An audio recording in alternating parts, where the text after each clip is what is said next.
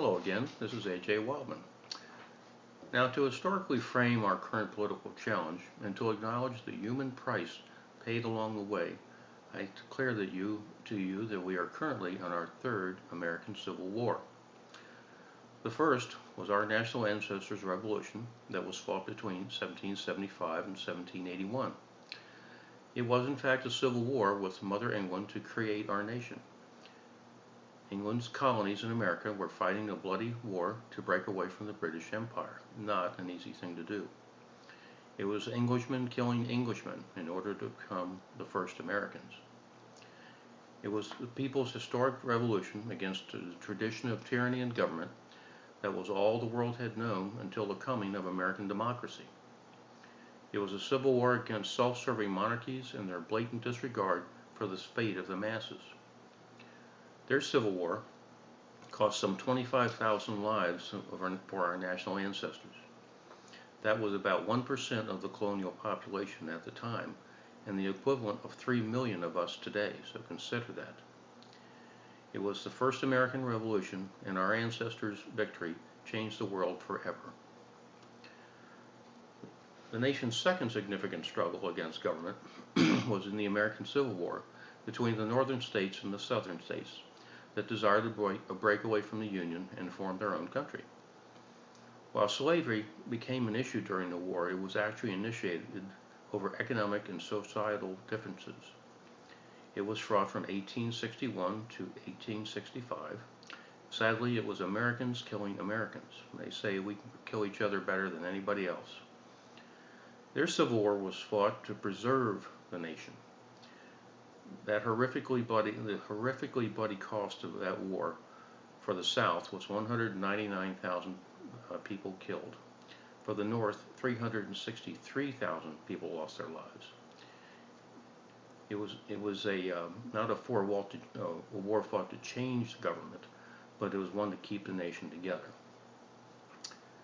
This brings us to today, in late 2010, and what I call our nation's third Civil War.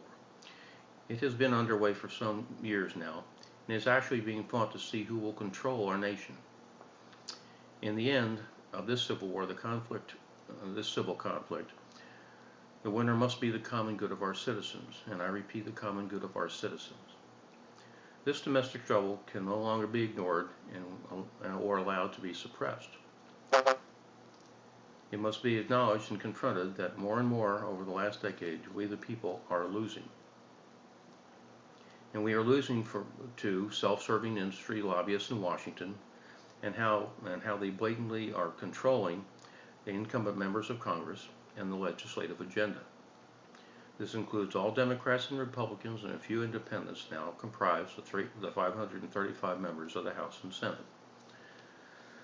The human and family costs of our Civil War takes the form of preventable and avoidable problems such as drug crime, lack of health care, home foreclosures, medical bankruptcies, lives lost in foreign wars that we should not even be in, industry-controlled energy and environmental policies, and the lowly acts of premeditated murder, rape, and pedophilia. The Congress routinely does nothing to confront such obvious problems, let alone publicly discuss our long list of grievances that they choose to ignore and thus perpetuate. Instead, we suffer with a two-party system that is, pardon me. Instead, we suffer with a two-party political,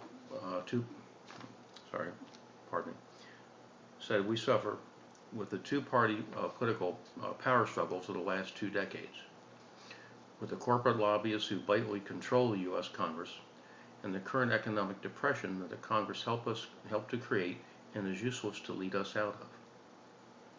Make no mistake, my fellow Americans, this is a civil war, and like the first fought by our national ancestors, it will be required to correct our government. That correction requires the replacement of all 535 current members of the U.S. Congress that willfully act against the common good of our citizens for personal benefit and to support their reelection to office. Further, since our Civil War, like the Civil War fought in 1776, can only be remedied by we the people deliberately replacing those now in power over us This struggle may rightfully be called our Second American Revolution.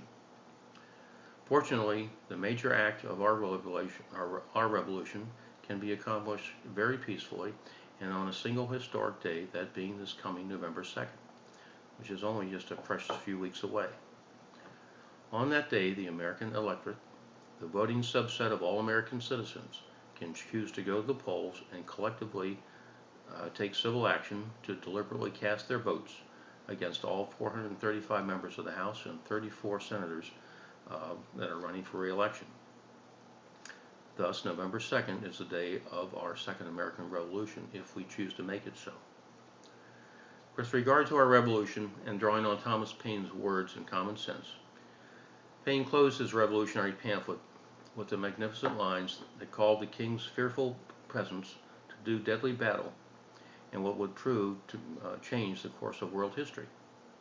He wrote, "These proceedings may at first appear strange and difficult, but like all other steps we have already passed over, will in a little time become more familiar and agreeable, and until independence is declared, the continent will feel itself like a man who continues putting off some unpleasant business from day to day, yet knows it must be done, hates to set about it, wishes it was over, and is continually haunted by the thoughts of its necessity. On November 2nd, the American electorate will, one way or another, collectively decide who will control our nation starting in January of 2011. And with that, I close, and may God continue to bless you, your family, and the United States of America."